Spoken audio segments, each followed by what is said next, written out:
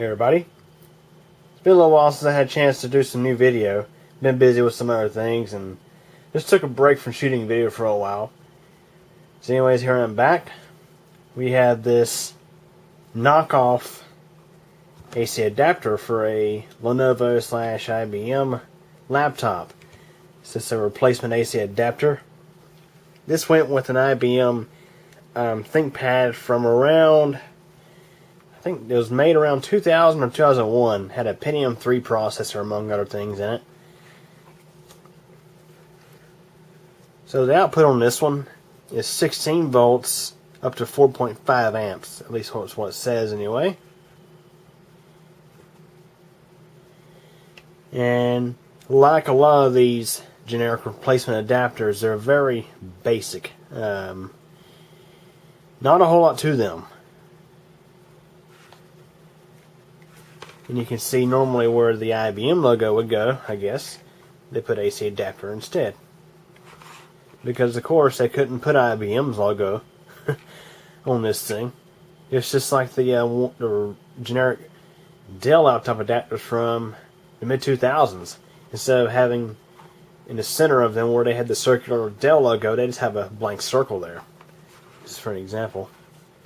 Now I've already done the pleasure of cracking this thing open.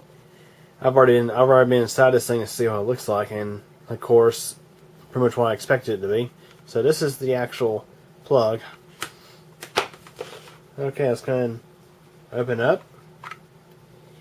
And you can see there's not too much in there. Now this is a full range unit. Now, this could be worse, but it could be a lot better too.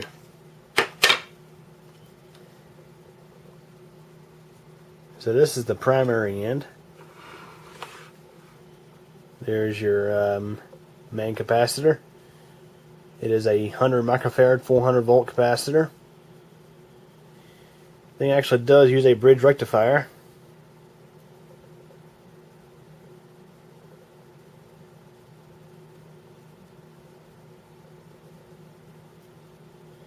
And it actually does use a fuse. However, there's no input filtering whatsoever.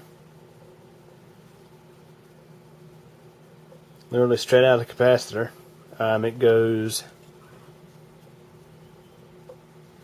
It goes through this area. We do have some sort of control chip there. Not exactly sure what that is.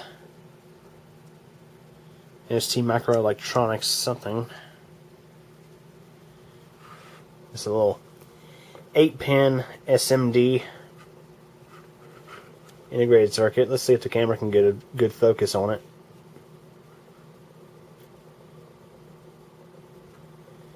It's still kind of hard to read.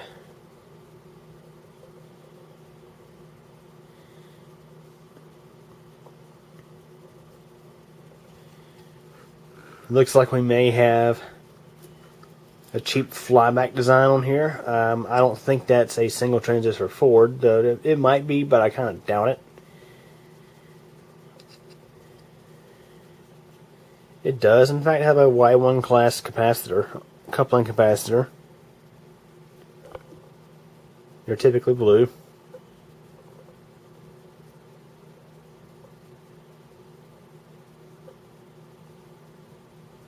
You know, a lot of times on these they use the cheap standard capacitors, which are not Y1 class. They're not safety rated, meaning they can fail shorted.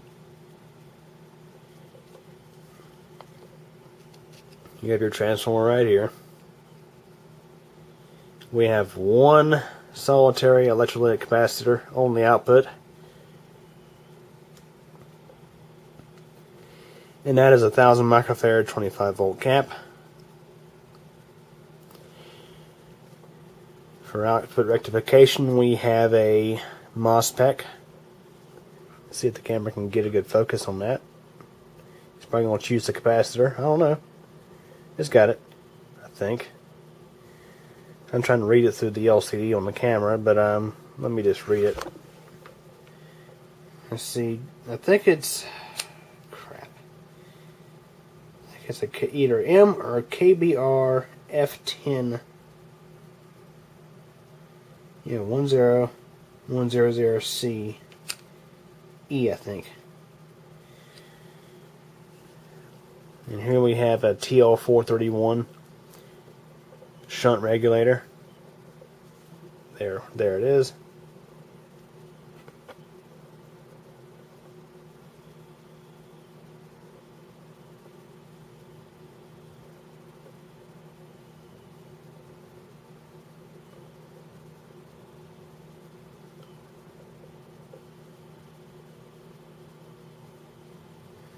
And right here's a spot for an LED, which they did not choose to put one there. And they also chose not to put a second capacitor right here. You know, with these replacement AC adapters, a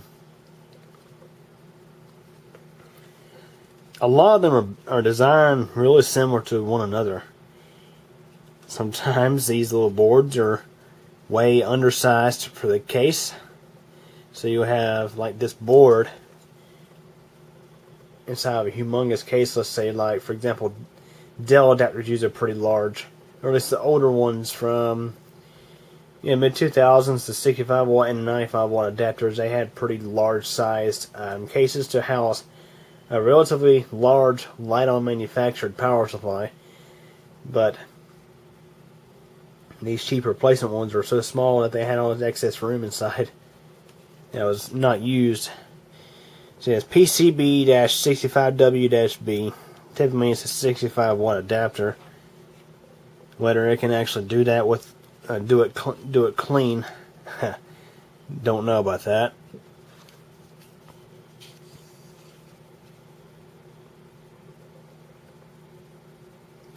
There's a look at it, looking down toward the top of it.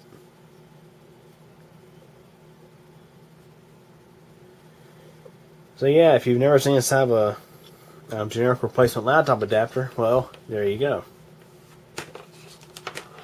A lot of them are not built exactly the best. Some not quite as bad as others. Anyways, hope you guys enjoyed this little tour. Thanks for watching. Well guys, that's it for this one. But it doesn't have to be. There's plenty more videos on the channel to check out. Also, if you liked the video, please click the like button. And if you absolutely hated it, there is the alternative button as well. But yeah, please subscribe to the channel. I definitely appreciate it. And remember to click the bell so that we get notified of all updates. Also, if you're interested in things aside from computers and technology, check out my second channel. It's CubeComp MTDX. Over there you'll find videos about weather, elevators, bicycling, and pretty much whatever else I figure out to upload. So yeah, anyways, hope you guys enjoyed this video, and thank you for your support.